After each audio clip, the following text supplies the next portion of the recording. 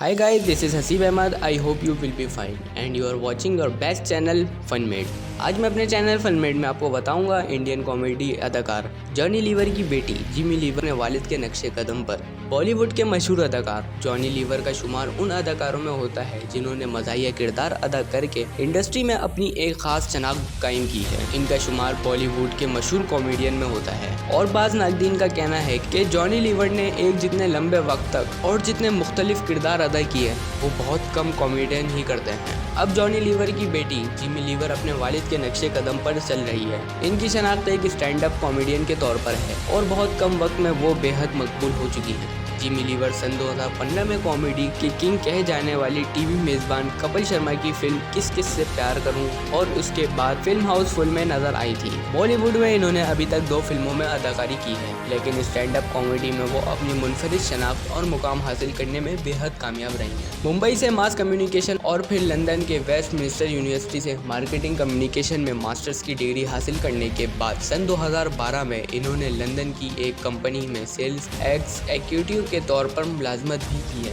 लेकिन एक दिन सब कुछ छोड़कर वापस इंडिया आई. आला तालीम हासिल करने के बाद स्टैंड अप कॉमेडी करने का ख्याल कैसे आया, इस बारे में जिमी लीवर बताती हैं. बचपन से ही मुझे अपने दोस्तों, असातिज़ा और अपनी आंटियों की नकल उतारना पसंद था. मेरे वालिद मेरे शौक़ के बारे में भी अच्छी तरह वाकिफ़ थे. वो आज भी कहते हैं कि इन्हें मालूम था कि मेरे अंदर भी यही जरासीम थे, लेकिन इन्होंने कभी बताया नहीं क्योंकि इनकी ख्वाहिश थी कि पहले मैं और फिर मेरा भाई अपनी तालीम मुकम्मल करे और मुलाजमत करें, इसके बाद अपने शौक़ को पूरा करें. जिमी को अपने वालिद की तरह बॉलीवुड में कदम जमाने के लिए जद्दोजहद करनी पड़ी. अपनी करियर की इब्तदाई दौर के बारे में वो बताती हैं. जब मैंने स्टेज करने शुरू किए थे, शो किया, तो वहाँ मुतअद्दिद ऐसे लोग भी होते थे जिन्होंने मुझे कहीं नहीं देखा था. इन्हें ये नहीं मालूम था कि मैं जिमी लीवर की बेटी हूँ. लोगों ने मुझे स्टेज शोज़, टीवी शोज़ और फिर मेरे यूट्यूब वीडियोज़ में देखा था. फिर मेरी बाज़ वीडियो वायरल हो गई. इसके बाद मैंने फिल्मों में काम करना शुरू कर दिया. मैंने ना तो कोई सिफारिश और ना ही किसी को फ़ोन करके मदद मांगी. मैंने आसानी से धीरे धीरे अपनी राह पकड़ ली. हमने बहुत सारे मर्द मज़ाहिया फ़नकार देखे हैं